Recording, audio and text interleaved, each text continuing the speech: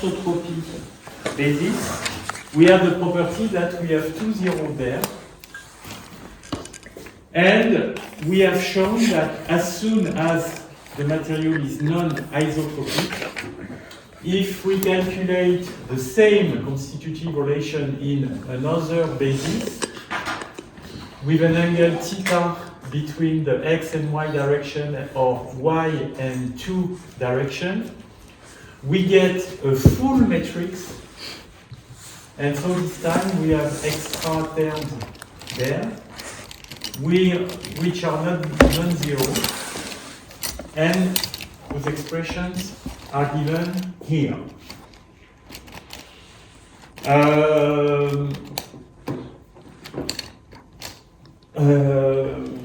So we arrived there yesterday, and another consequence of orthotropy is that, as you can see, the x direction and the y direction are different.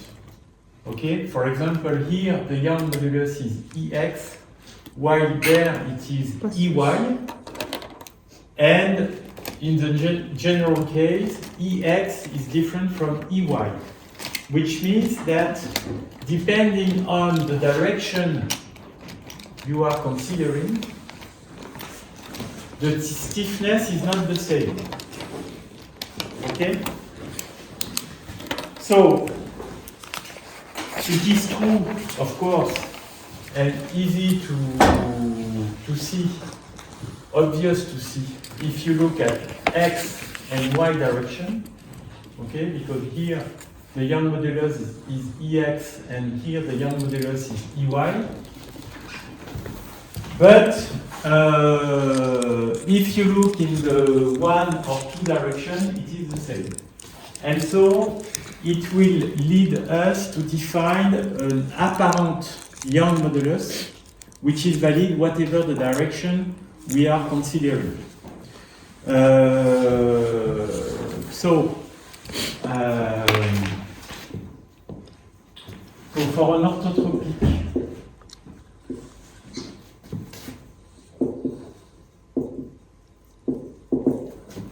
material,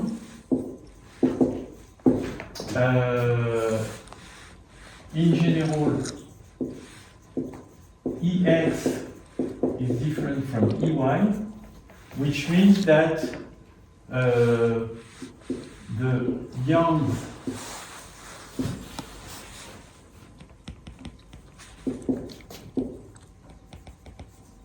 modulus in x direction, defined as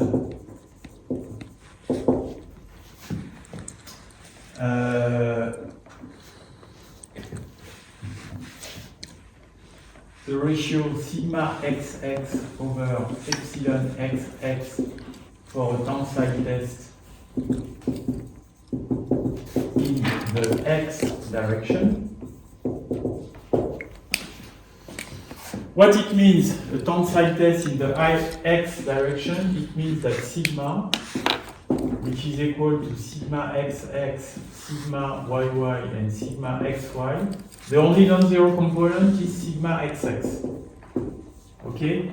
So, if you look at the general form of the constitutive relation, in the case where sigma is of this form, you see that you get only the first column of the compliance matrix times sigma xx, and so you get epsilon xx, epsilon yy, and 2 times epsilon xy, which is 1 over Ex minus nu xy over Ex 0 times sigma xx. And so, as you can see, you get that the Young modulus in the x direction, which is defined as the ratio between sigma xx and epsilon xx, is Ex.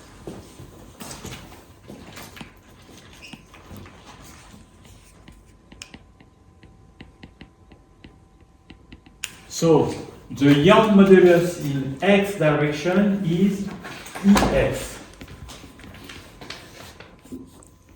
Okay? And so if you repeat this for the y direction,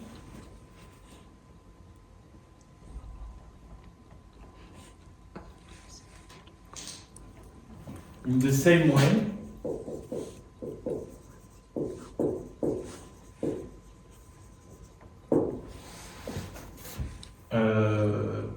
the Young modulus in the y direction is defined as sigma yy over epsilon yy for a tensile test in the y direction. So this time sigma is of this form, 0 sigma yy 0, and so you get the second column of the compliance matrix times sigma yy, that is minus nu yx over ey. 1 over ey and 0 times sigma yy, and so the Young modulus in the y direction, which is defined as sigma yy over epsilon yy, is ey. Okay? Alors.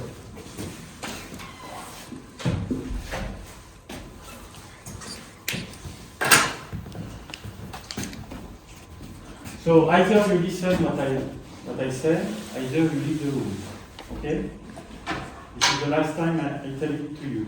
You, and you. Okay? So you don't need your computer. Okay? You can take a sheet of paper and write what I write on the board. Otherwise, you leave the room. Okay? Okay. So you can continue. But most of the time, I have the feeling that you do something else. Yes. But yesterday, I saw that you were working with ChatGPT. Okay. So now you lose my trust.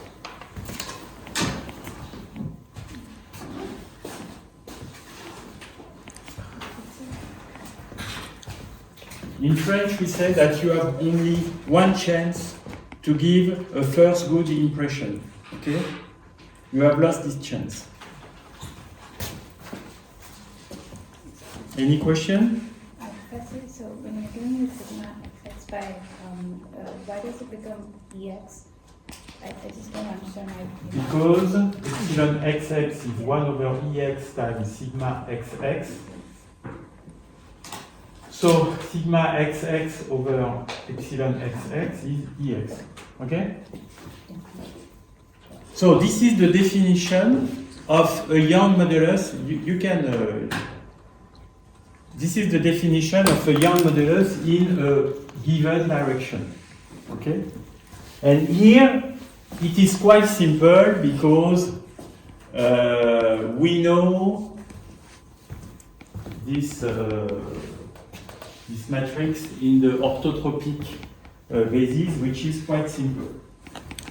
But what is important is that the Young modulus in x direction is a priori different from the Young modulus in the y direction, which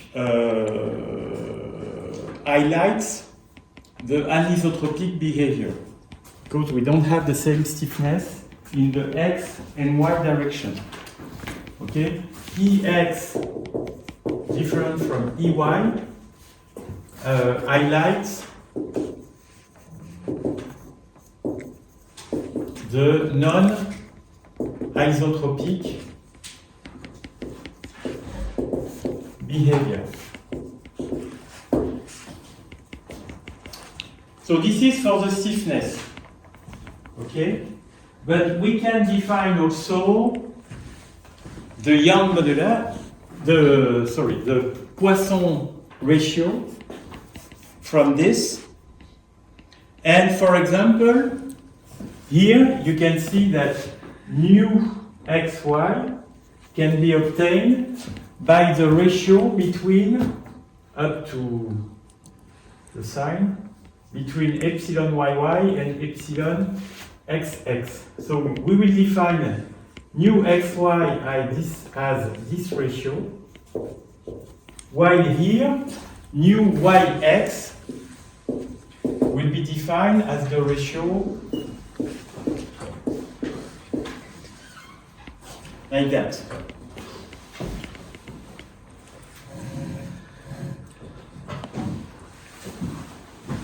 Okay?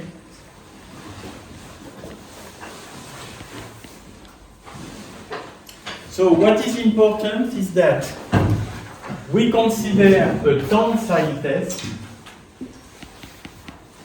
and for a tensile test in a given direction, we can define a Young modulus and a Poisson ratio.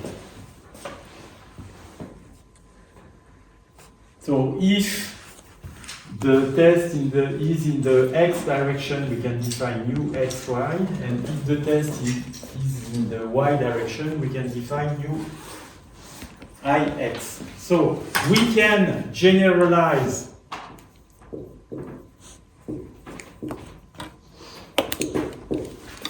to an arbitrary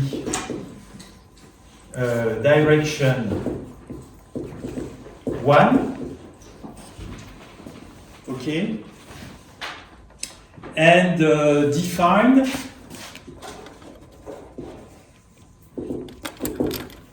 the apparent Young's modulus as E1, which is equal to sigma 11 over E1, epsilon 11.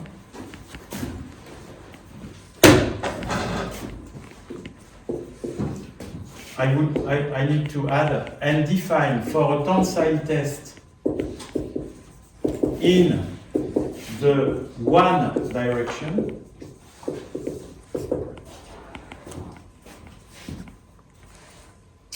So epsilon 11 will be defined like that, and mu 12 will be defined as the ratio between minus epsilon 22 over epsilon 11.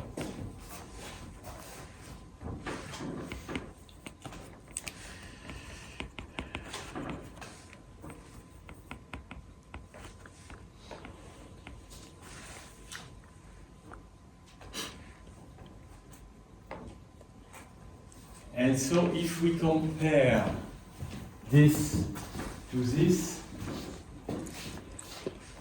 you see that for a pure tensile test, you have epsilon 11, which is S11 sigma 11.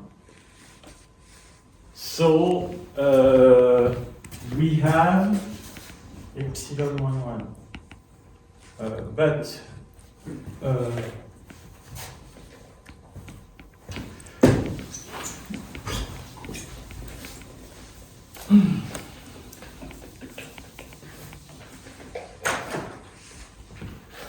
from the constitutive law in 1-2 basis, so we have epsilon 11, epsilon 22, 2 times epsilon 12 equal to S 1, 2,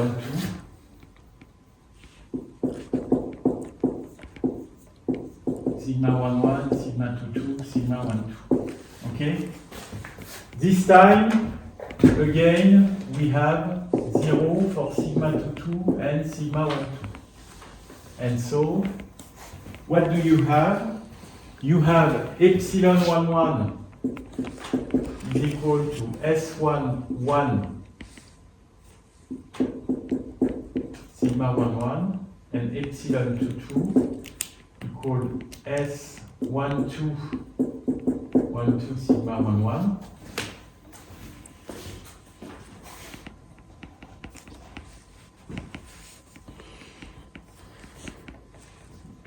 So we have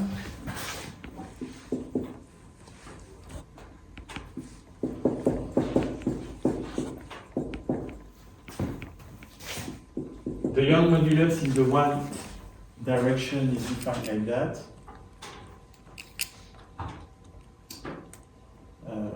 U1. Yes, and epsilon 2, 2. So sigma 1, 1 is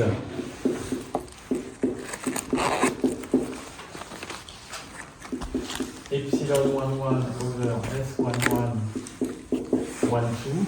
And so we obtain that mu 1, 2 is minus epsilon 2, 2 over S 1, 2, 1, 2 over S 1, 1, 1, 2. Okay?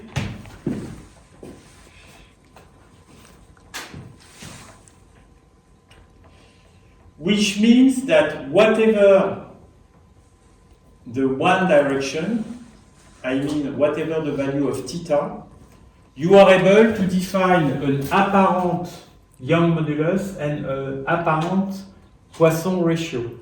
And these values evolve with theta, because as you can see, S11 is like that. I remind you that M is cosinus theta, N is sinus theta. So this value evolves as with theta, and since you have here m up to the 4 and here m to the m squared and n squared, you have a double symmetry. The value of for theta and pi minus theta are the same, and the value for theta and minus theta are the same. So the evolution of E1 with respect to theta has a double symmetry, since we have the same value for theta and p minus theta and minus theta. So E1 as theta is equal to E1 p minus theta, which is equal to E1 I minus theta. And for N12 it is also the same, because S22 are the same properties, and S12 are the same properties. So same property as E1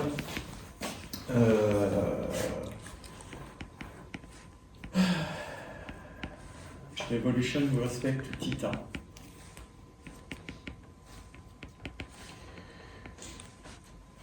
Just to illustrate what I'm talking about, and then I will ask you if you have some question. Here is the evolution of the apparent Young modulus for different microstructures as a function of theta. Okay, so here you have theta equal to 0, here you have theta equal 1/2 of pi, here theta equal pi, and here theta is minus 1/2 of pi.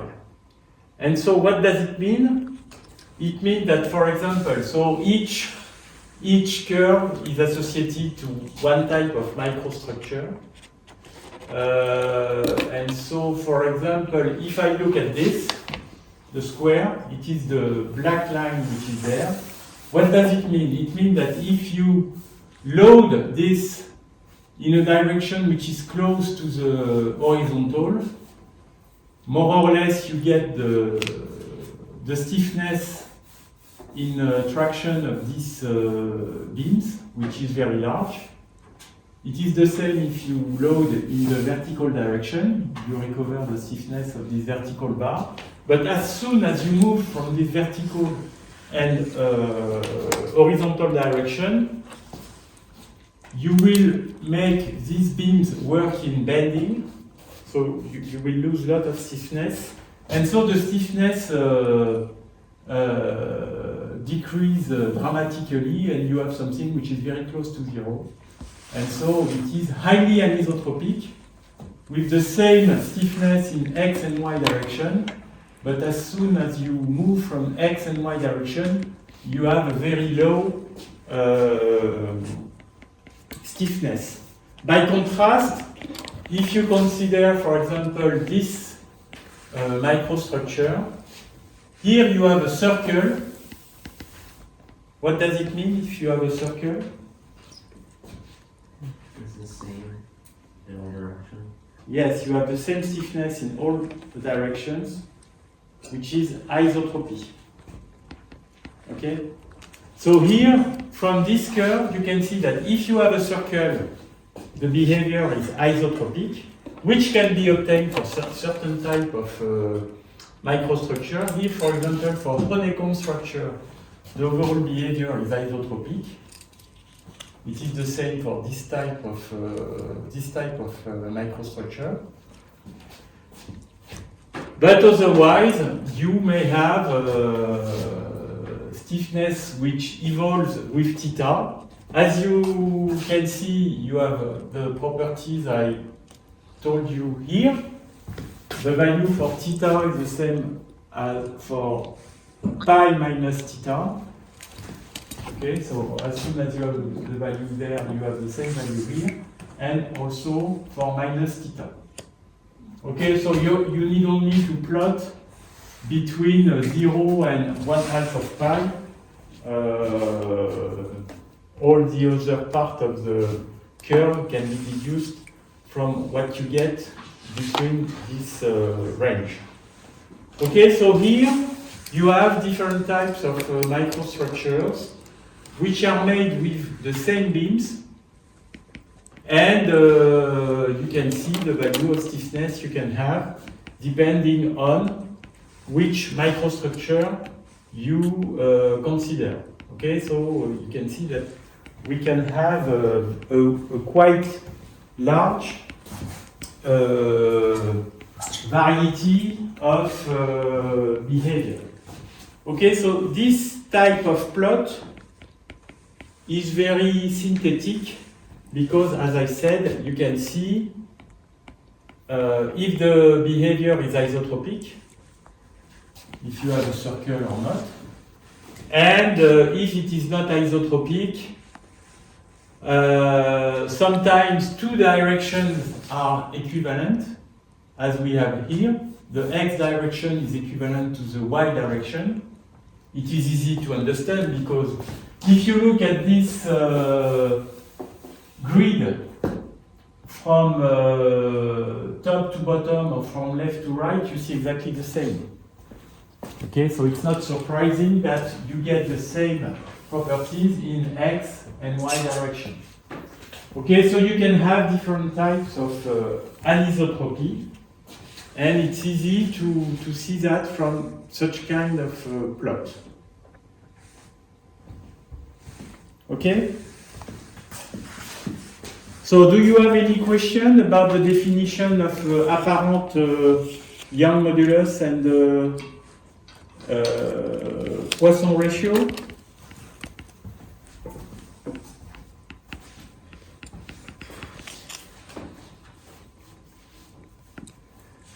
Okay, so it's also possible to define an apparent shear modulus, G12, which will be the inverse of this term. So I just write it, okay? It is also possible to define an apparent shear modulus. So this time, for a shear test,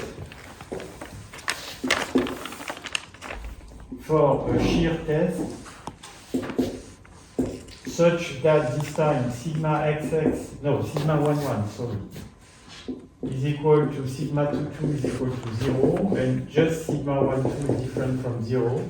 And so this time, G12 will be the inverse of S3312. So you can also define this shear modulus,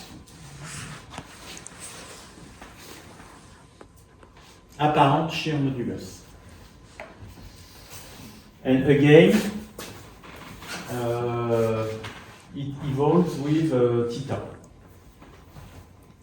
So, Yes? can you just repeat why in Poisson's ratio you use S12? I'm a little confused. Ah, this is the same notation as here. Okay. Okay, it means that here it is in the xy basis, while here it is in the 1-2 basis. Okay, it's just for that.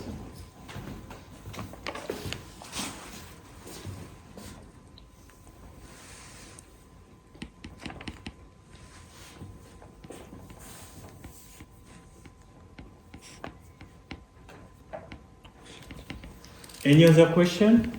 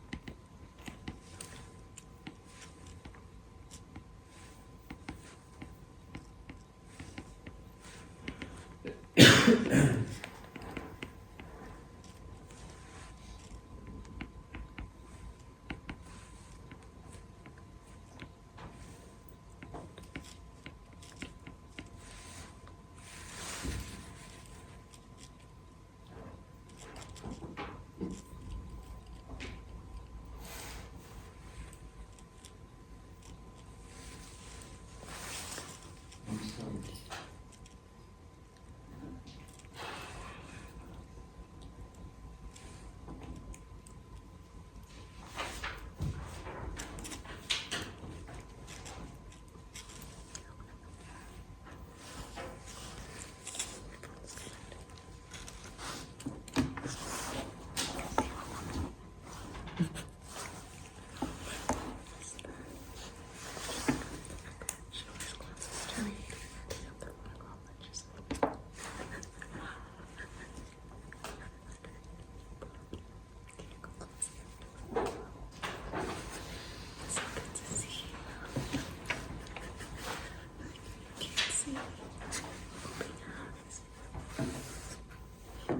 You have to add that this evening. No, I will do.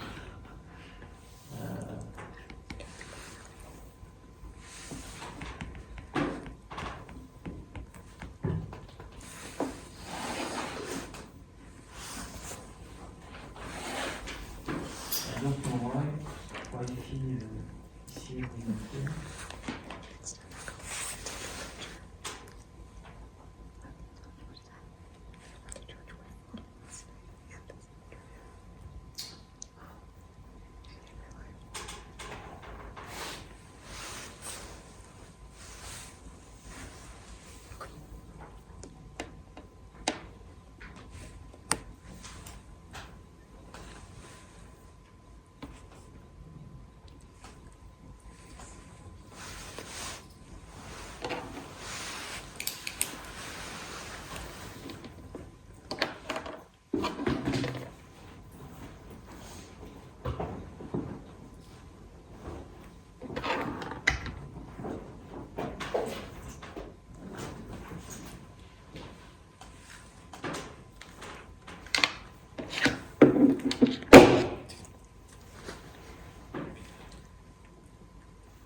I will do here.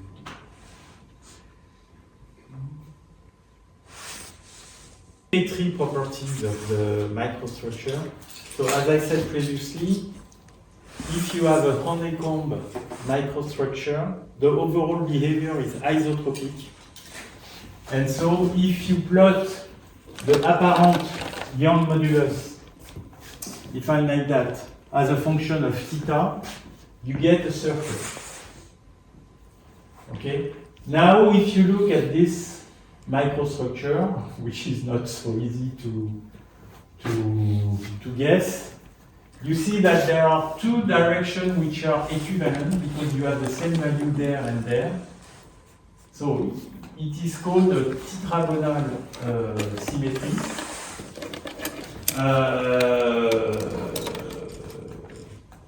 And so, as I said, you have the same value here and here. So it means that if you look at this microstructure in that direction or in that direction, you see the same form of microstructure.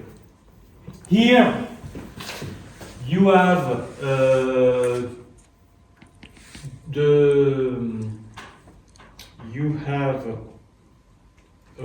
something which is orthotropic. So you have different value here and here. So the stiffness is a little bit more important in that direction than in that direction. And here you have something which is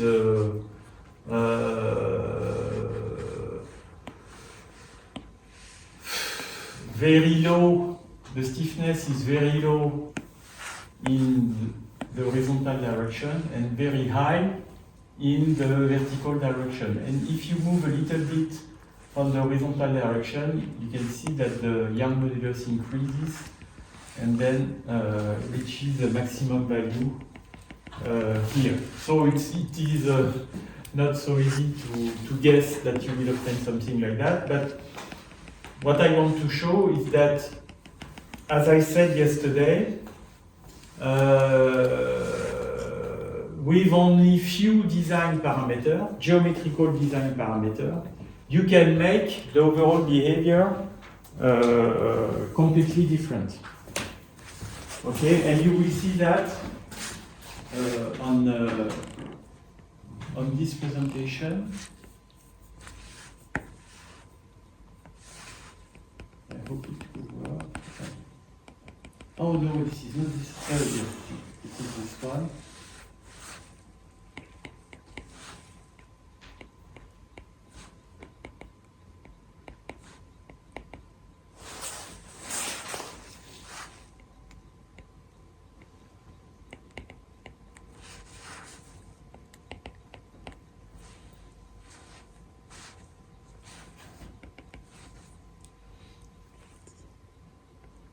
Tessellations of the plane offer an interesting approach to create visually appealing structures from simple geometric shapes.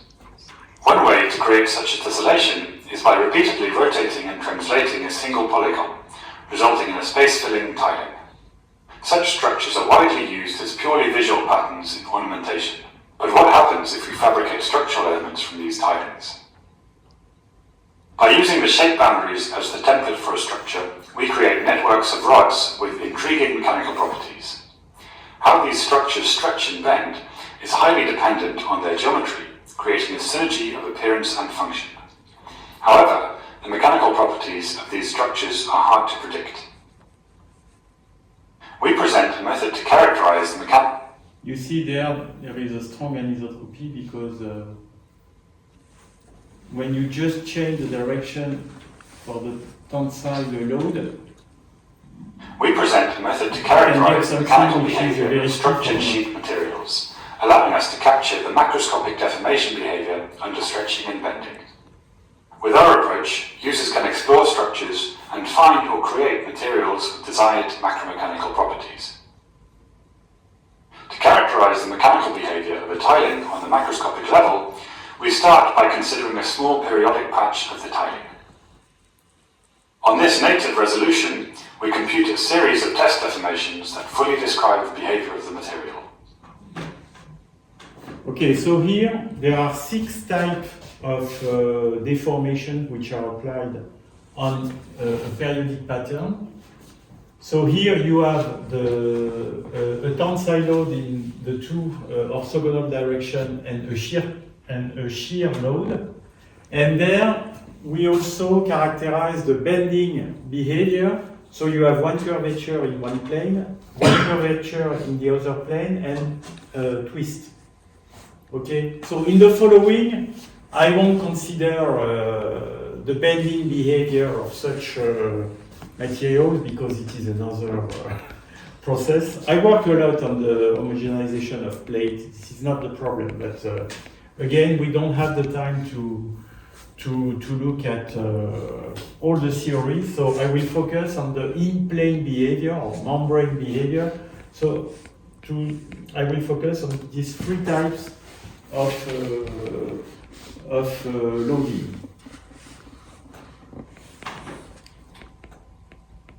Based on this data, we then fit a thin plate model that averages away the small-scale deformation behavior while keeping the large-scale behavior of the structure. We can then use this model to show the mechanical properties of the material, the Young's modulus, Poisson's ratio, and bending stiffness. Okay, so this is exactly what I shown before. This is the apparent Young modulus as a function of theta. This is the apparent Poisson ratio as a function of theta. So again, both of them are isotropic. And here it is the apparent bending stiffness. So I won't make any comment on that, but I will comment the first two. The direction-dependent nature of these properties is captured by radial plots, making it possible to visualize anisotropic materials. Okay. Our method allows us to efficiently characterize a large number of structures. To demonstrate this, Okay, so you can see that with the method they use, it's very easy to explore many pattern configuration and to see with such maps which type of anisotropy you get, and from that, for example, these families are isotropic while those families are orthotropic. So depending on what you want for the macroscopic properties, you can play with these design parameters. we apply that characterization to a collection of isohedral tilings, periodic tilings built from a single polygonal shape. We can then explore the space and mechanical properties that these structures cover. Look at the Young's modulus, Poisson's ratio. So here they plot the maximum direct, or I call it apparent Young modulus, so directional Young modulus, and here the minimal directional Young modulus. So for example, if you have a plot like that, the maximum value will be on the x direction, and the minimum value will be the value on the y direction. Okay, so you will have a point something here, because the value on the maximum value will be, for example, 200, while the minimum value is very, very small. Okay, and if you have the same value, you will have something which is isotropic, and I think this is this line for an isotropic behavior. Of individual structures and investigate the material properties of different structure families. Ultimately, it allows us to find and fabricate structures with desired material properties. This is stretching and this is shearing, okay?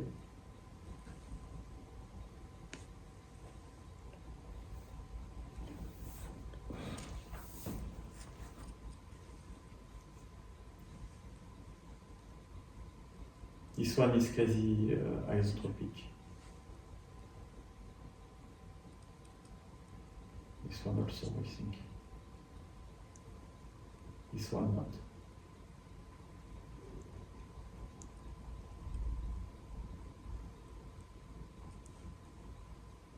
And from this also, I think you can see that some parts of the pattern work in bending, because the load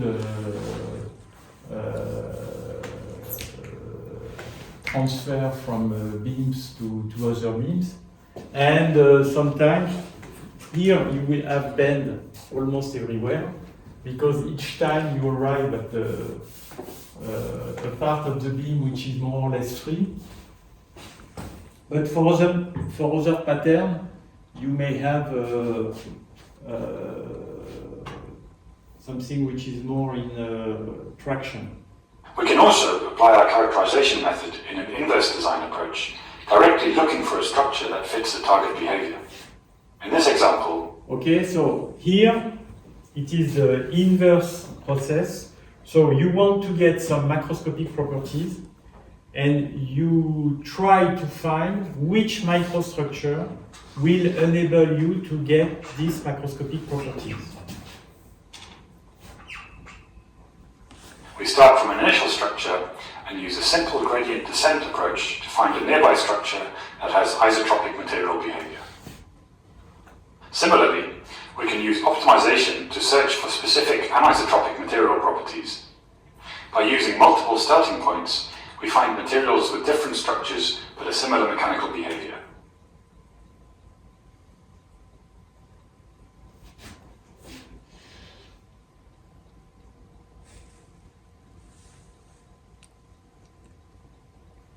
Okay, so you see that you can reach more or less accurately the target, which is the orange line, by changing the design parameters of a predefined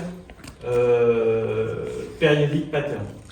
Okay, and you can see that from patterns which are apparently very different, you can obtain the same plot for the apparent Young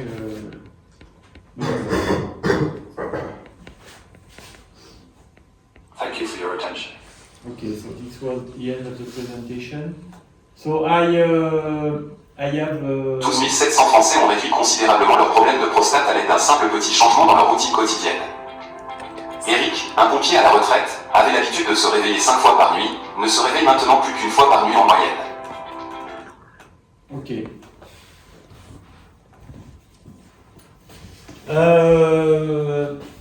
So this is first illustration. Then I have another illustration. So, as I said, there is a link which is clear between the symmetry property of the periodic cell and the macroscopic symmetry properties. So as I said, if you have a free axis reflection, which is the case for honeycomb, you can prove that the macroscopic behavior is isotropic, but you can also prove that for other rotation properties. If you have four-fold rotation symmetry or four-axis reflection symmetry, you can show that the overall behavior is tetragonal. Tetragonal doesn't mean isotropic, but it means that two directions are equivalent. So you have the same apparent Young modulus in two orthogonal directions. This means that if you are in this basis, you have E1 which is equal to E2. Okay?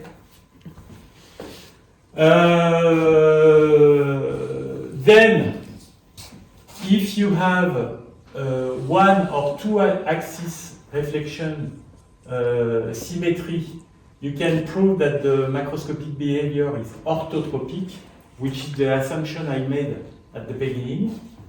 But if you don't have anything, you just can write that the overall behavior is anisotropic, and so if it is anisotropic, whatever the basis you choose, you will have a full matrix for the compliance matrix. Okay? So from now, I consider that the material will be at least orthotropic, but be aware that sometimes it is completely anisotropic, and so it is more complex than orthotropic. Okay?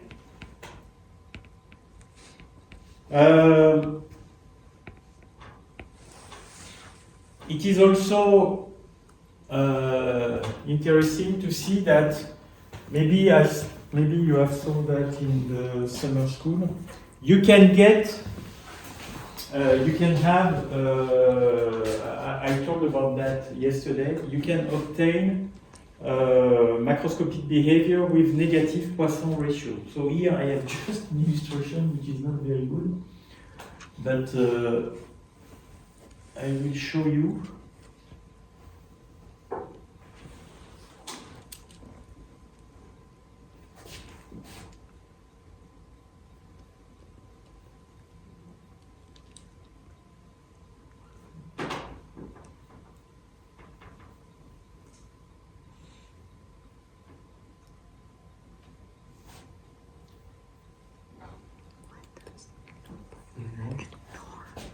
I don't see the Bottom right.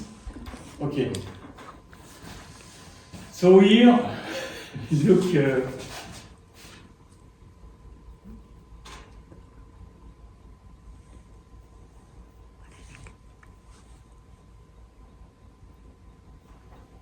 You have to see that when you stretch the sample, the width increases.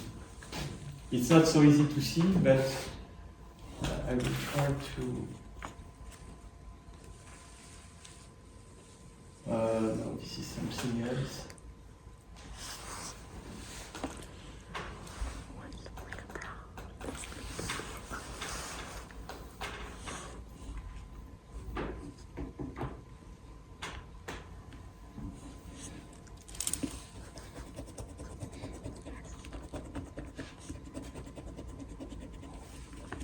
Okay, so when you stretch, you should see that the width increases, which corresponds to a negative Poisson ratio. Okay, so this is an example of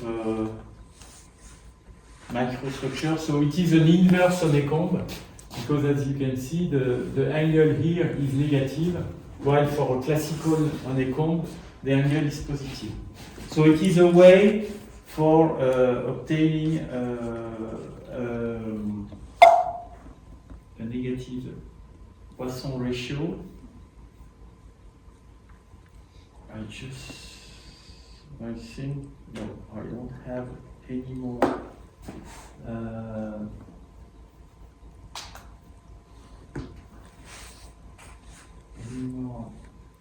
link to the video.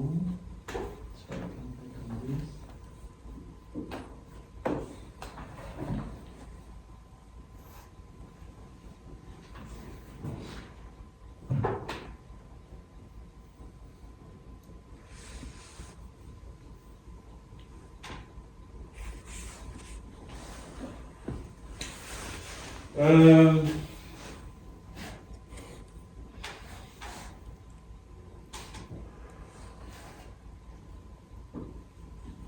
So I talked a little bit yesterday about that, and so the idea is to establish a link between the way the individual members of the periodic pattern work and the overall behavior. So as I said yesterday, it is something you know from a long time. Usually when you consider a structure, the stiffness in for a tensile load is much larger than the stiffness in bending. Okay, and it is usually the case when you consider lattice structures with classical sizes. Suppose that you consider a square pattern with load in diagonal direction. The deformed shape of a square like that will be like that, and so you make the individual members of the square bend, and so the stiffness is low. While if you add an horizontal beam between these two nodes, this time it will be completely different because you will have a large stiffness in that direction, and so you will make work all the members in compression or tension. And so even if you may have a little bit bending, the main mechanism which is activated when you load this square with a diagonal beam with this load F will be tension. And since the stiffness is much more important in tension or compression than in bending, you will get macroscopic stiffness which will be much higher for that than for that. And so, roughly, you can define, so if E is an apparent Young modulus, usually you adimensionalize this apparent Young modulus by the Young modulus of the skeleton, which is the Young modulus of the material which is used for each beam, and you define E bar like that, and you can show that this Young modulus can be expressed as a power law of the relative density of the material with an exponent B, and we can see that B is equal to 1 if the behavior is stretch dominated, as it is here, or is proportional to, or B is equal to 3 if the underlying mechanism is bending dominated, because this is, as I said, this is much more compliant than this one. So rho is the relative density. So rho is very small compared to 1. And so rho power 3 is very, very small, okay? Because, for example, if rho is 10 minus 2, rho cube will be 10 minus 6. Okay?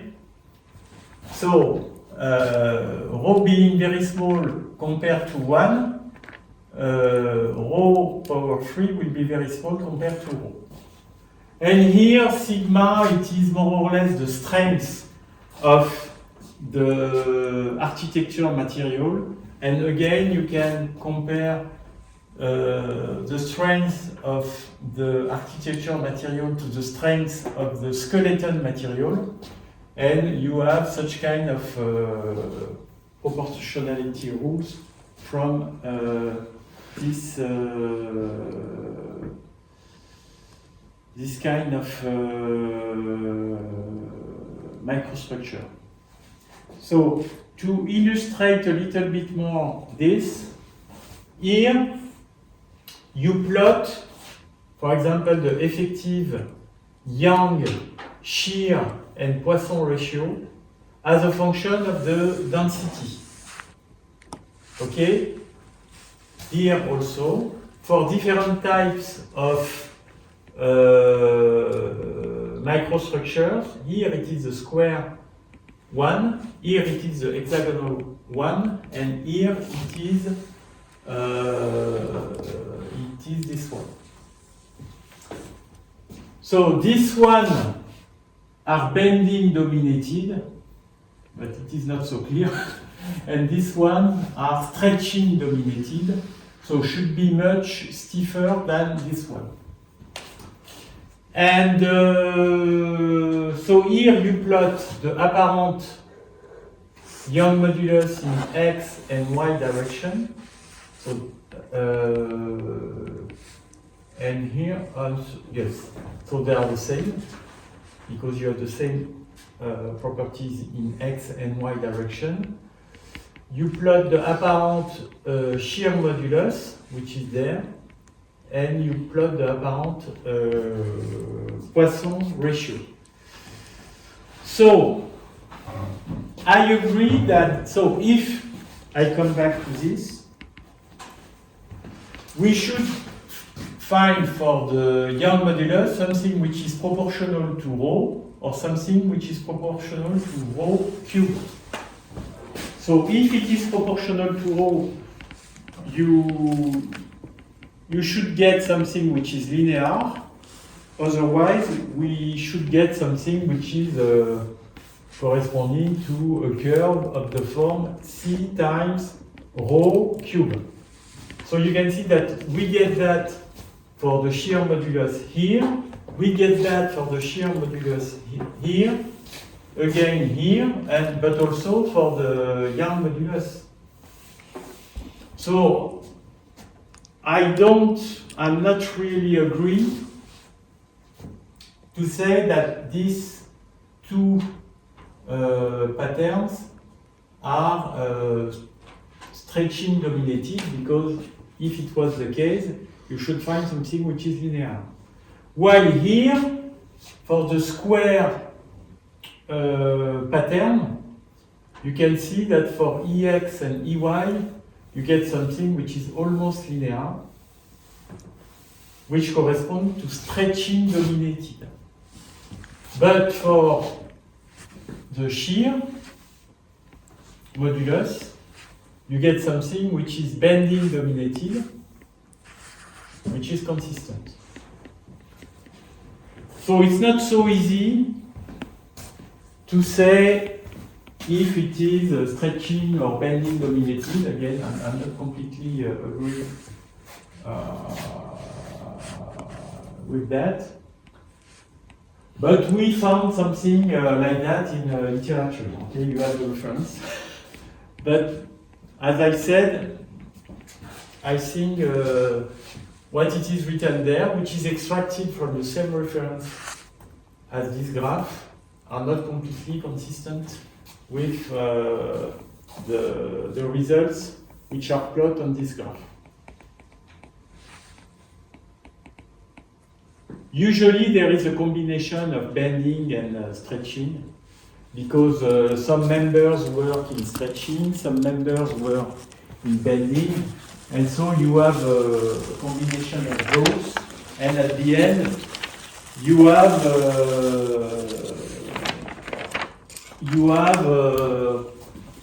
E, which is proportional to one coefficient times rho and another coefficient times rho up to the 3. And so it's not so easy to have something which is clearly linear or clearly corresponding to a cube function. So the Poisson ratio are there. This is not the absolute value of the Poisson ratio, it is the ratio between the macroscopic Poisson ratio and the skeleton Poisson ratio. Okay? So you can have something which is larger, but here you can see that the Poisson ratio is usually lower than the skeleton Poisson ratio, which is not surprising.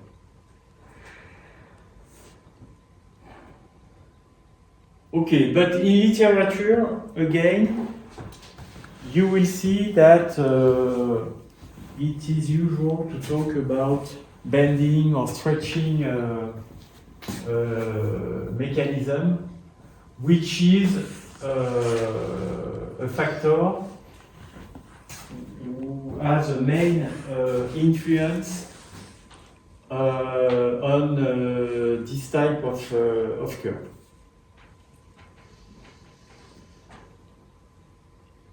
Okay, so to finish this part, I would like to comment such kind of map.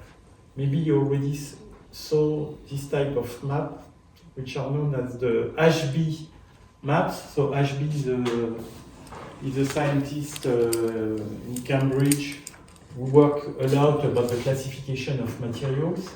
And so he has made such type of maps on which you plot one property as a function of another one.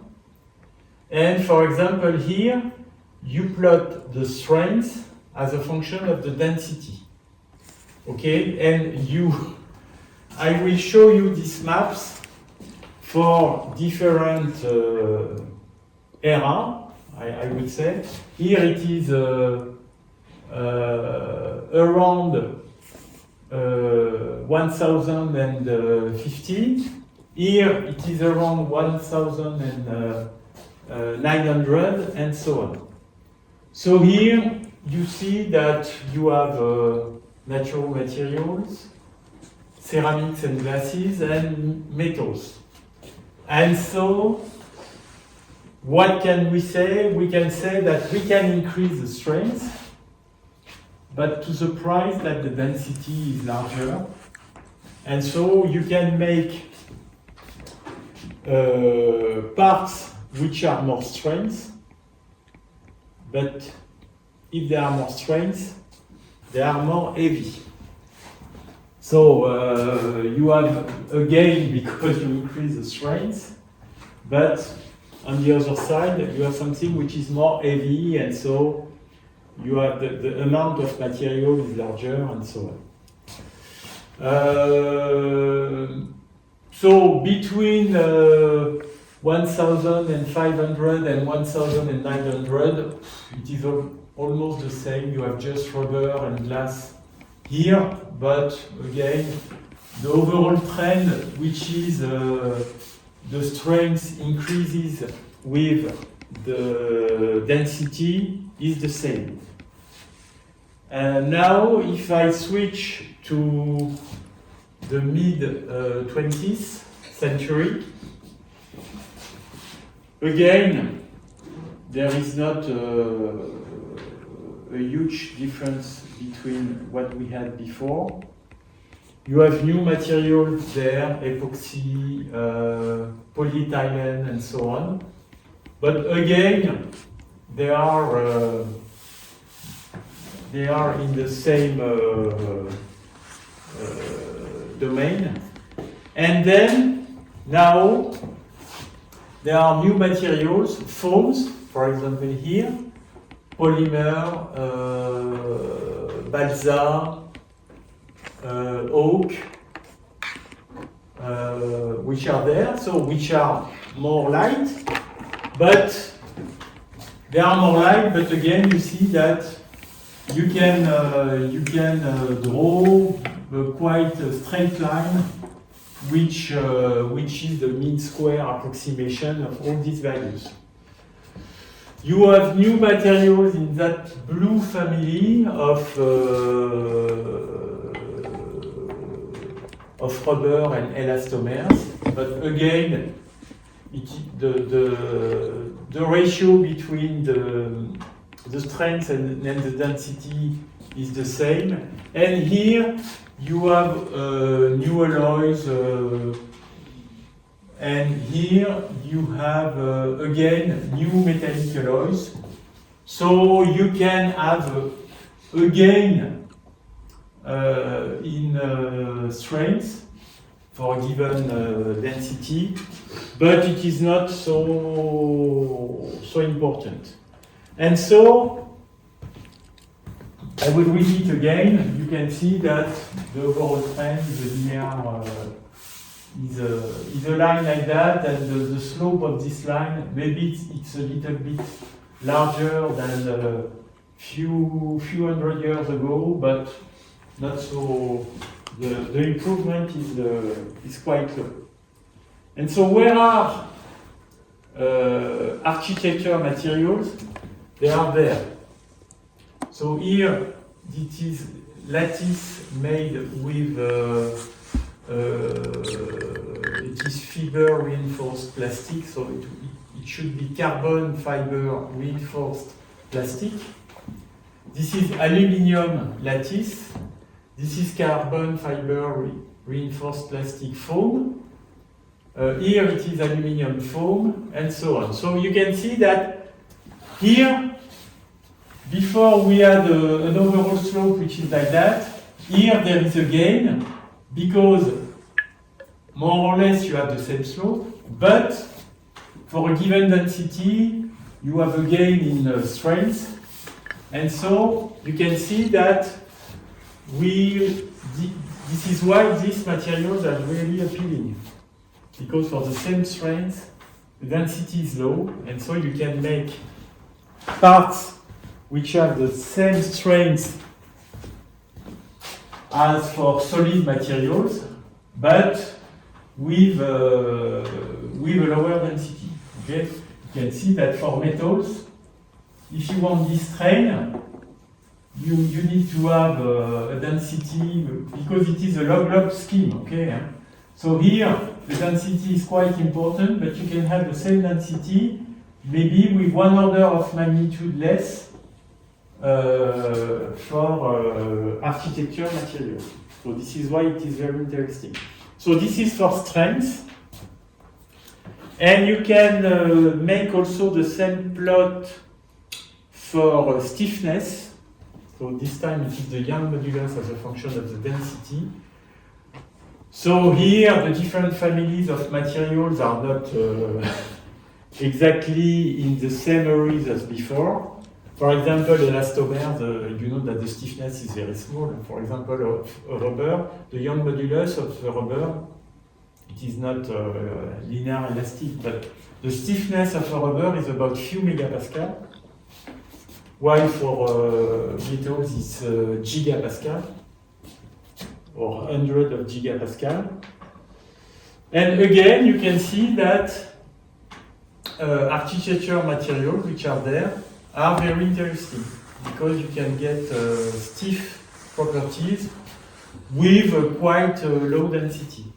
Okay, so this is why these materials are interesting, because they exhibit the largest ratio, stiffness over density, or strength over density. Okay, so last words about this material, just to illustrate how it behaves under compression. Yesterday I said that you can try to combine, we talk about metamaterials or multifunctional materials, because these materials can be used to achieve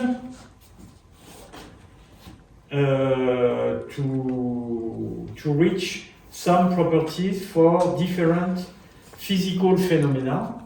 So I told about stiffness, strength, conductivity, wave propagation, and so on. And you can also use for absorption. And when you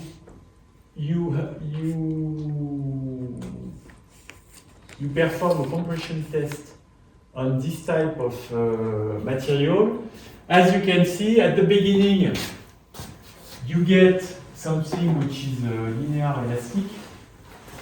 Then, for example, here, you can see that the one floor, I would say, one floor of the structure is buckled.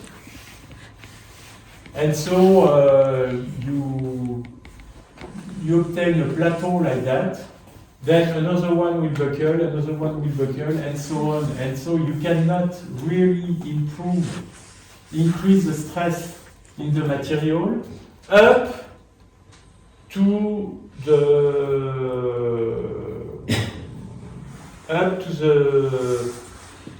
situation where all the floors will be buckled, and then you will have auto contact between self-contact between the beams which are there, and then you will have again a stiffness like that. So the overall behavior will be like that, elastic behavior, plateau, and then once everything has collapsed, you will have a new stiffness due to self-contact. And so what is interesting here is that you can have quite large strain, which was here you can see that it is 50%. And so all the area which is below the curve corresponding to energy which is dissipated when you compress the structure. And so this is why these structures are very interesting for dissipating energy during, for example, a crash test, or if you have impact between two structures. If you use such kind of materials, you can dissipate a large part of energy, and this energy doesn't propagate in the structure. So again, these structures are very interesting for absorption properties. Okay, so this is the end of my presentation. I have a list of some references I have used here. So you can look at them if you want. Some of them are in French, this one and this one, but I use them, so I have put them here. All the others you can access through the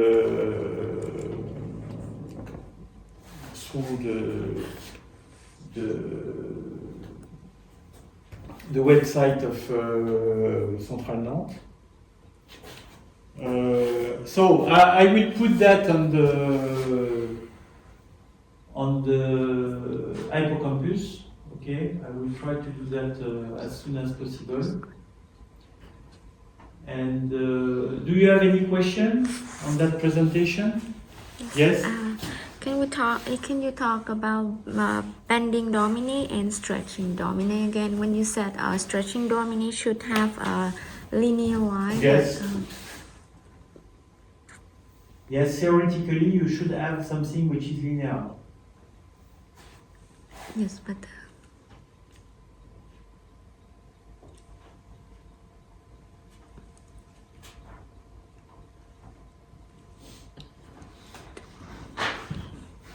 Yes. yeah, but the chart you show later is not really linear. No, except for this one. For this one, we have. I will come back on that example later. We will make some analytical computations, and so I will derive the analytical expression for EX, and you will see that up to the approximation we will make for analytical computation, we actually get something which is linear for the Young modulus and which is cubic for the shear modulus. Okay? As I said, I don't really agree what it is written there, because as you can see, for the same microstructure, depending on you are looking for the Young modulus, it is stretching dominated, while for the shear modulus, it is bending dominated. Okay, so you can't say for a given microstructure it is one or the other. It depends on which modulus you are looking for. So it's not so easy.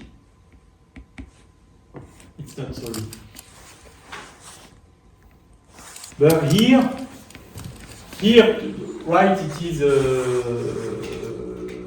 this one is bending dominated, I agree, because it is cubic.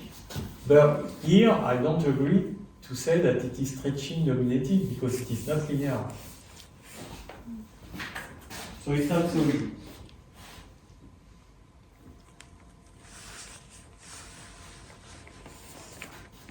Any other question?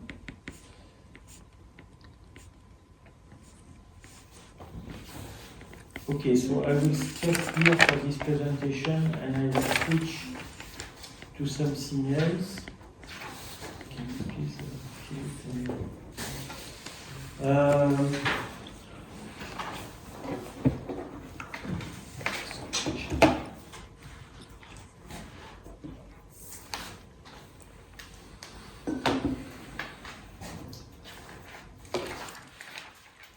So I will just start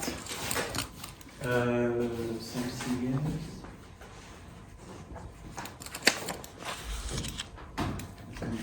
Later.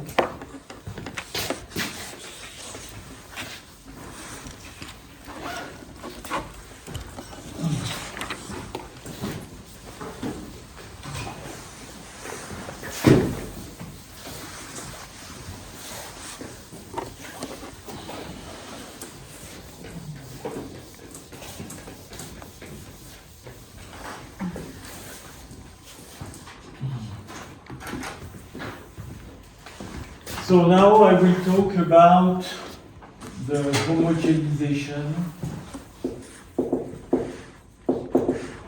of architecture materials, and I will start with 1D introduction. I think it's important to start with something which is simple.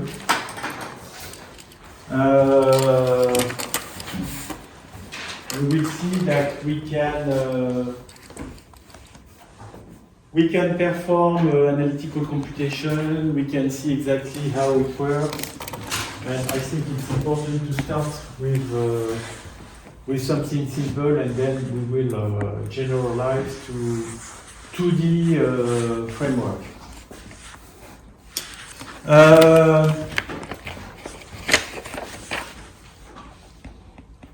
So we will study a problem. So we will study a heterogeneous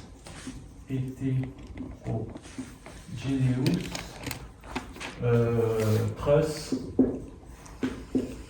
problem.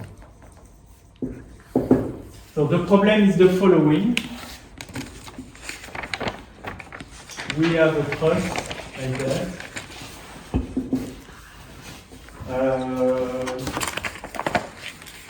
The cross section is S.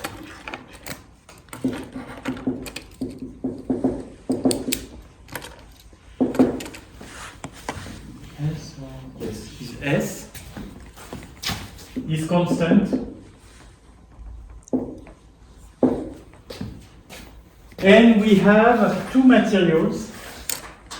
One material which is E1 and another material which is E2 on a length L1, and another material E2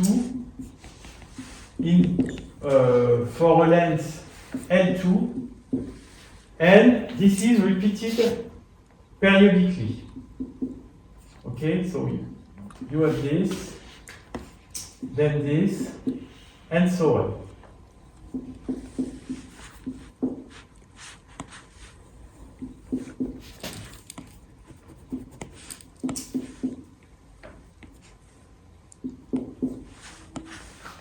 And so on. Here we have a load F, and on the left boundary, the truss is clamped. Okay, so the boundary conditions are the following. At x equal to 0, the displacement is 0, and at x equal L, which is the overall length of the truss, the normal force N is known, N is equal to F. So I would write U at 0, which is 0, and N at L, which is F.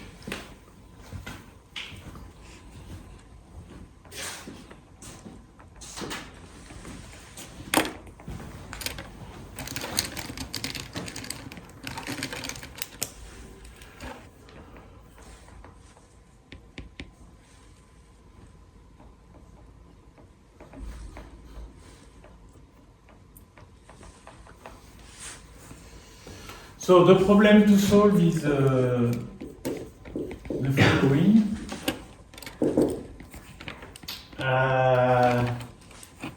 The derivative of the normal force is 0. You don't have any distributed or body load.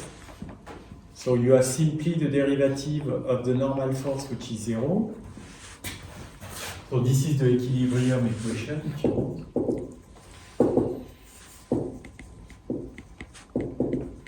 The constitutive equation is that n is of the form E, the Young modulus, but the Young modulus depends on x because it can be equal to E1 or E2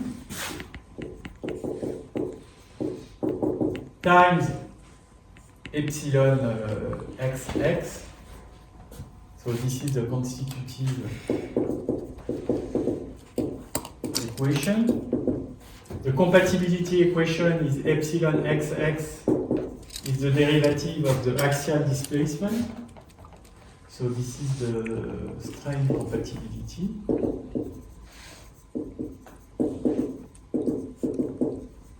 And you have the boundary conditions. At 0 and L, I don't write them again, but I have just written them before. Okay? Professor, is that n comma x equals 0 or n1 x, the very first line that you wrote? Sorry? What does that say? n1 comma x or n? N. Okay. So U is the axial displacement. U is like that. And N is the normal force. So if I cut the truss anywhere,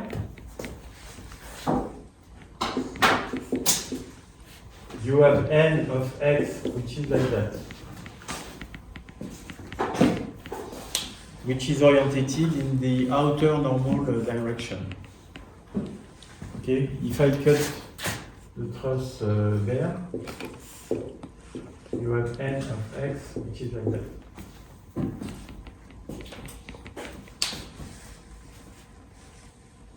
And it is the integral over the cross section of sigma xx. Okay, N at x is the integral over the cross section of sigma xx ds.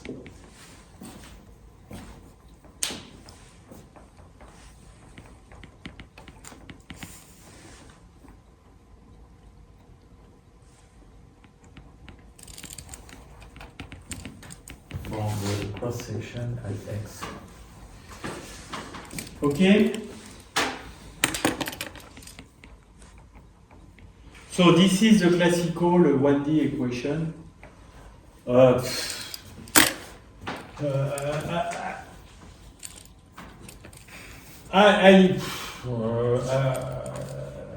could have written sigma xx comma x, which is equal to 0, sigma xx. Oh, I'm sorry, it is wrong there. It is E S epsilon xx. I'm sorry. But S is a constant. So I said that I could have written sigma xx comma x equals 0 and sigma xx equals E times epsilon xx. And boundary condition sigma at L, which is f over f. It is exactly the same. So N is S sigma xx. Okay.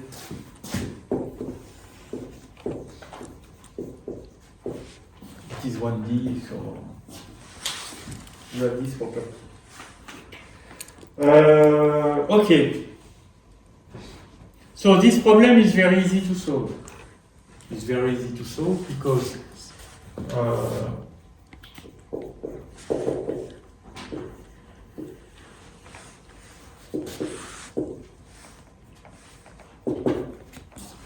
as you can see, the equilibrium equation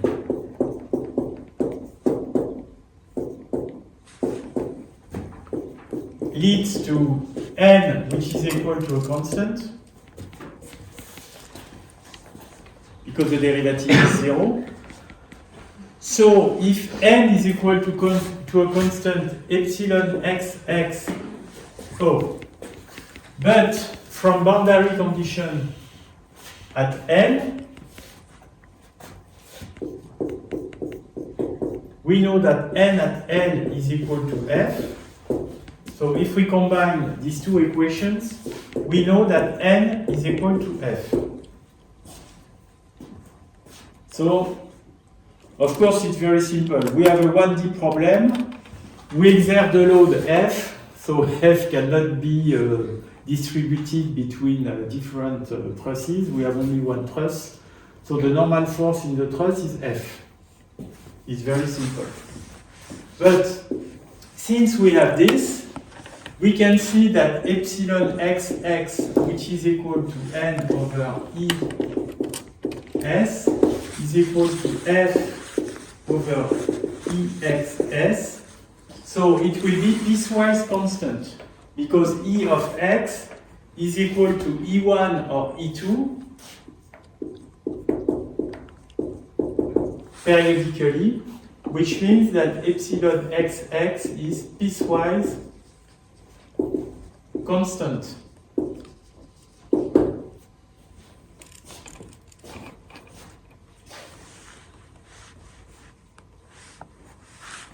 So it's very easy because but epsilon xx is the derivative of u. So we know that the derivative of u is piecewise constant with a constant which is inversely proportional to E1 or E2. So it means that if we plot u as a function of x, we know that we start from 0, because this is the boundary condition at 0. U at 0 is equal to 0. And then, what do we know? We know that the slope of u is piecewise constant and is inversely proportional to E1 and E2. And since it is a continuous problem, u should be continuous. So how will be u? It depends on the value of E1 and E2. If E1 is smaller than E2, you will have something like that.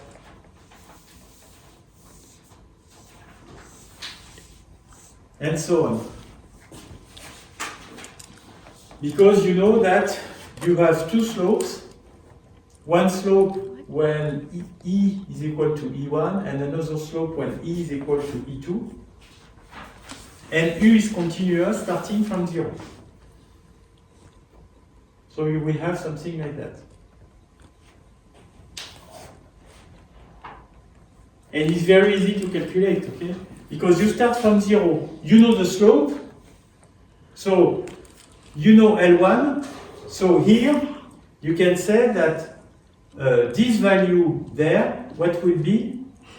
This value, you know that this length is equal to L1.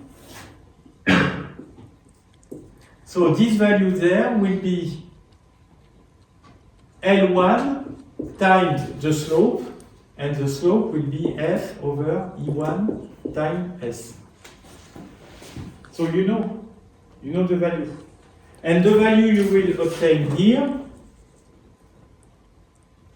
it will be equal, so if this value is equal to, I don't know, A, the value you will get here will be A plus L2 times F over E2 times S, and so on. Okay, so it's very easy to build this curve. Why does it alternate between E1 and E2? I'm sorry. Sorry? Why does it alternate on the graph between E1 and E2? Why it is? Why do you, in the first slope, why is it E1 and then the second it's Because E2? Why do we? for the first part you are between L0 and L1, so the Young modulus is E1 and then the Young modulus is E2. Okay?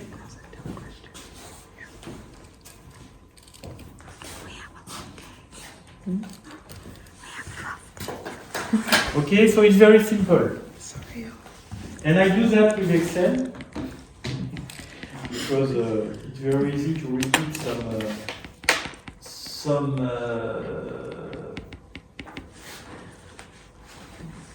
very simple expressions like that with Excel. And I will show you the plot.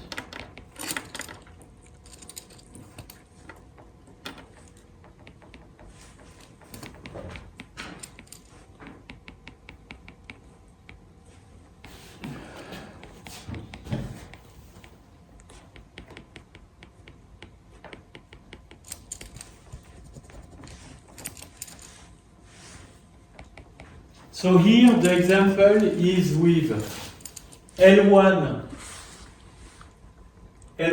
equals 2, L2 equals 1.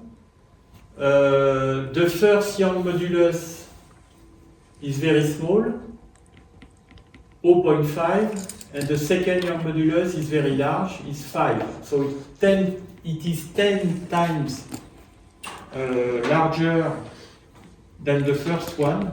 And so if the slope here is 10, the slope here is 1. Okay? And so the length here is 2, and the length here is 1. Okay? So it is exactly what I have plotted here.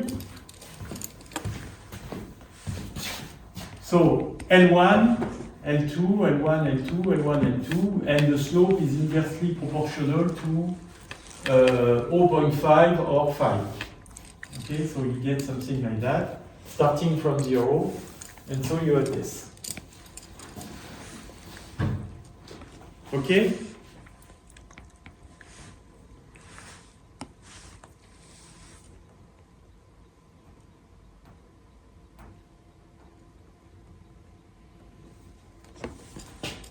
So again, it is very easy to draw this kind of graph. And what is the macroscopic point of view? Maybe you already heard that before. The macroscopic point of view consists in looking at this graph very far from the board. So we will do it. It's very easy. And when you look at this very far from the board, what you see a straight line. And I plot this straight line in orange here, simply joining the first point to the last one.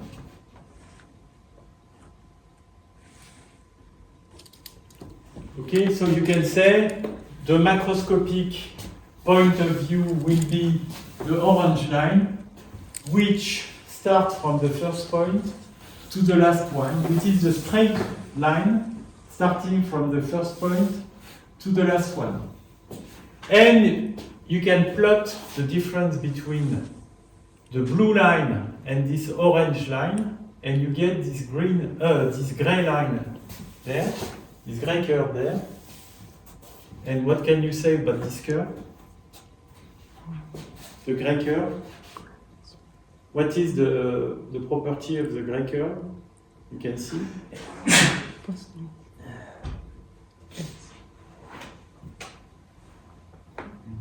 periodic. Yes, it is periodic. Okay? You always have the same use it. Is that E of x depends on x, and so we have E1 or E2. What we want to do, we want to substitute to this truss a homogeneous truss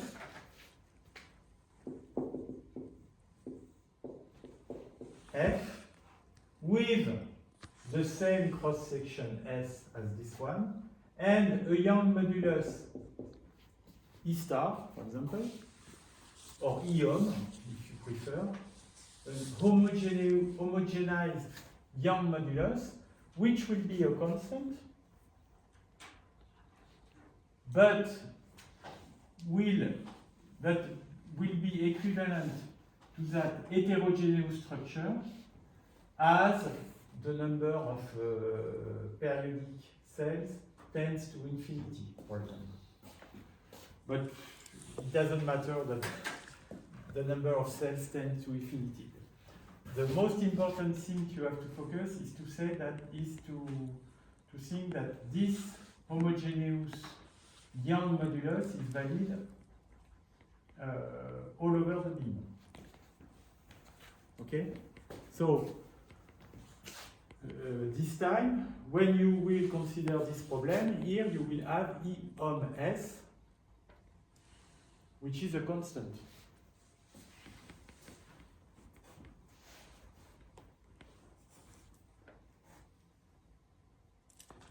And so, if E om S is a constant, if you think at the solution of this problem with, instead of that, E om S epsilon xx, this time E doesn't depend on x, so the slope is constant, and so you will have a straight line.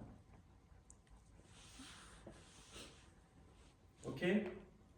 So, another way to justify that we are looking for a straight line here is to say that if we want to consider an homogenized truss there with a constant Young modulus, the macroscopic response of this truss will be a straight line for the displacement. And so, this is why we define the macroscopic response as a straight line. Okay? This is another way to justify that this is the macroscopic response, or the homogenized response. So I would say that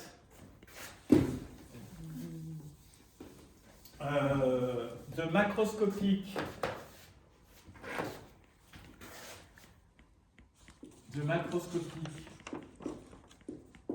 response for U will be the straight line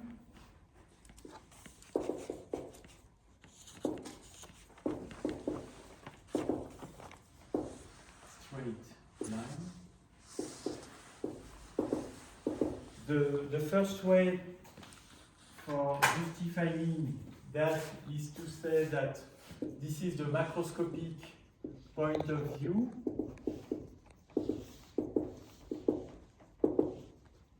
When we look at U as a function of x far from the graph,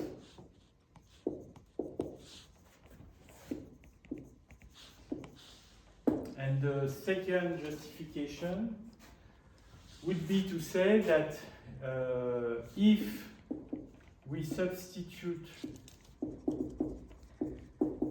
the heterogeneous truss with a homogenized one,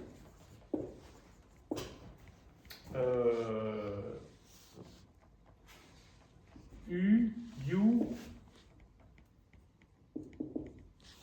is a linear function of x, which amounts to say that epsilon xx is a constant, will be f over E om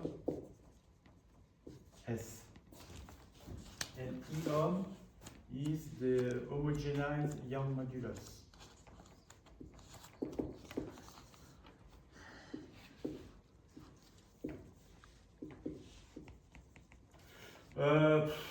I think it's better to write ES om, because the actual characteristic is ES, so I think it's better to say that it's ES homogenized.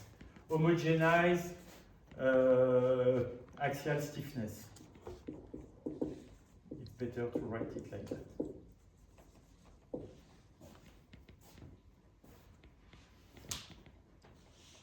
Did you write the constant to x at x is equal to?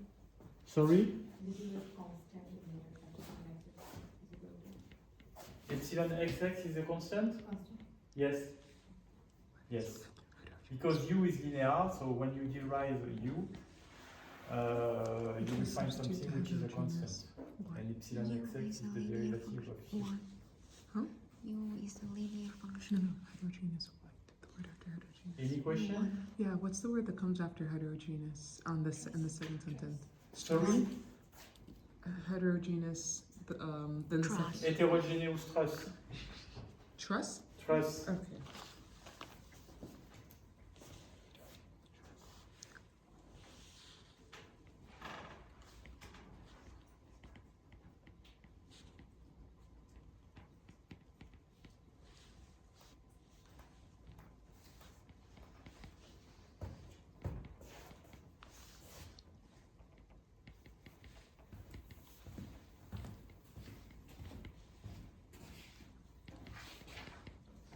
Sorry, what did we write after epsilon xx is equal to? Constant. Constant. Thank you. CST. Constant.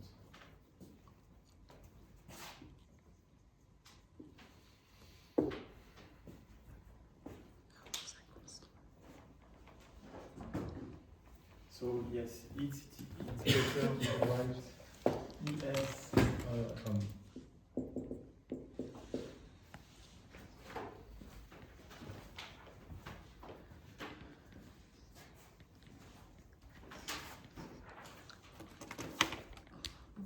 Any question?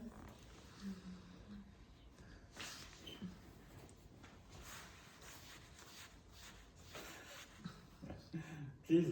I'm trying to see if it's a relevant question. At what scale does the heterogeneous become the homogeneous? This is the objective, okay? Oh. We don't want to solve this problem Mhm. because, as you know, if you want to solve this problem, you, for example, with a finite element approach, you need to have a mesh whose size is the small scale size. So it means that you will have a large number of elements, and so you will get prohibitive finite element computations. And moreover, you will see some details in the solution which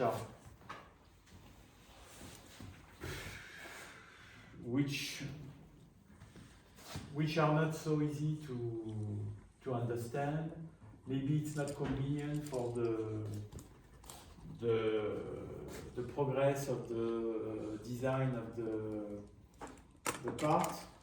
So it's better to perform a simple computation with a homogeneous behavior, because here you can use a coarse mesh, and so the computation will be faster, and it will be better to improve the design of the part from that, instead of considering all the details of the microstructures. Okay. And this is the objective of the homogenization, is to replace the actual material by something which is homogeneous with equivalent properties.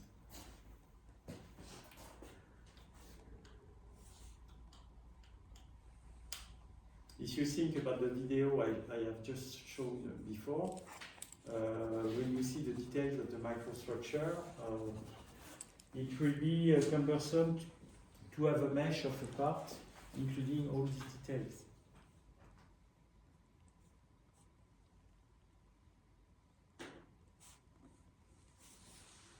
Any other question? When you drew the homogenized stiffness, you put it on the bottom of that graph Yes? versus couldn't you put it on the top or somewhere in the middle? That makes sense by what I'm doing here. Right, like how it's going up and then over, and then Yeah. up and over. You drew it on the bottom of all those points, Ah, yes. but it could be anywhere. I mean, why do you choose the bottom there? Yes, it's a good question. To be honest, it's a good question because when you have a graph which is like that, okay, I think it is an open question. What is the best straight line corresponding to that line? Okay, and what I did, it is that. Okay, but if you think about, for example, the mean square approximation of that curve, probably it would be like that. This is not what you are saying, but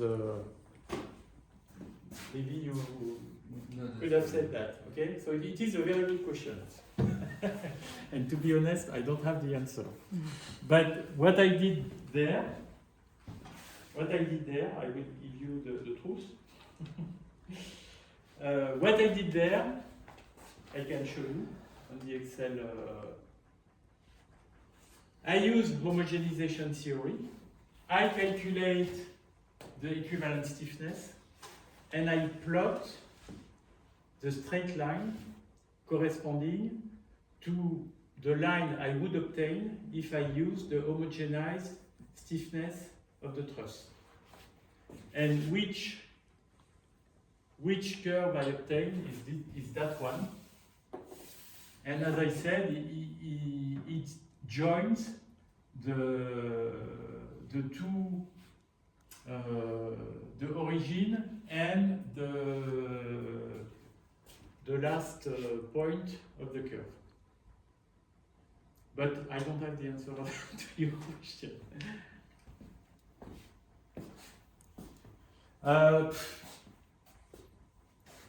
I think that at that point, we don't need really to say, is it important that it is the red or the blue? I think we don't need to say that. What is important is that we need to say that it is a straight line. Okay? Then, when I have written that, this property will be important, because in the following, I will use the fact that if epsilon xx is a constant, in the case where we have a homogeneous truss, this constant will be equal to the homogenized strain, which is the macro strain. And then I will use this property to give more information about the displacement field. But I don't need to know if it is the blue or the red. I don't need. So what is important is that we can approximate the black line with a straight line. That's all.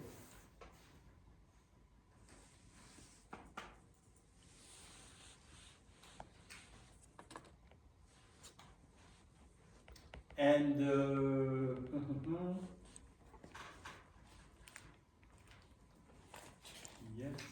yes. It's not so obvious, because if I change it, because you see that the difference between the the red and the blue line is not a constant. It's not a constant. The difference between the red and the blue line is something like that. And so, if it is something like that, when I will perform the difference between the blue line and another orange line whose slope will be different, I won't obtain something which is periodic. Okay? So here, if I want to obtain something which is periodic, I need to do that.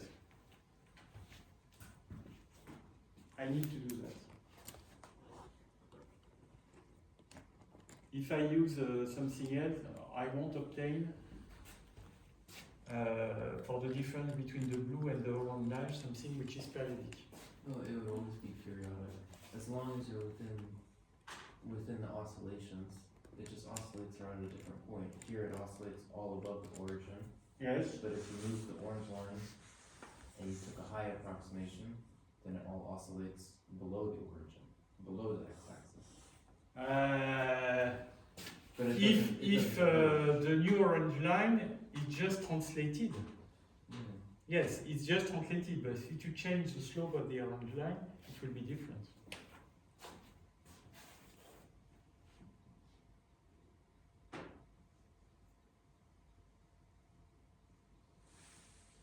But I think that what is important is that the orange line is built from points which are at the beginning and at the end of each period, which is the case here. Okay? When you can see that the orange line starts at the beginning of one period and then the next point is the end of the same period, and so on. Okay? So you can see that the orange line, yes, it is the first point of the period, the second, the third, and the fourth point coincide with the orange line. So I think that is important. You have to fulfill the periodicity of the microstructure to build this line. So in summary, you can consider different orange lines, but they are just translated one to the other. But here, if you impose that the orange line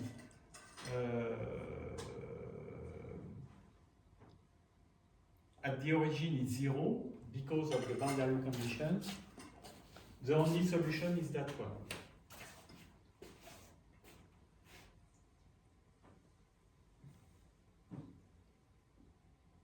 As long as the orange line is within the blue line, and it never diverges as they continue in that direction, then it won't diverge if you subtract it. Sorry? Like the range of possible orange lines is anything that goes between the oscillations. Like this, it's not considering like a translation of the orange line by changing the origin. It's just like there's several possible angles for it. So where the condition where you're saying it needs to be within the same period, at the same place, on every period, that can be true even if the orange line has a slightly higher angle on the, because if you hit the top of each period, then Yes, it's but the same. if you consider the top of each period, I agree with you, you will find something which is parallel to the red line. So the slope will be the same. It's important. The slope should be the same. So for me, you can choose different red lines, but if you impose the property that you go through points whose would translate from one period to the other. For example, you say you will use this point there, this point there, this point there, this point there, and you will build another red line. You will obtain this one, and this one will be parallel to that one. I'm sure. I'm sure. So the slope will be the same. The slope will be the same.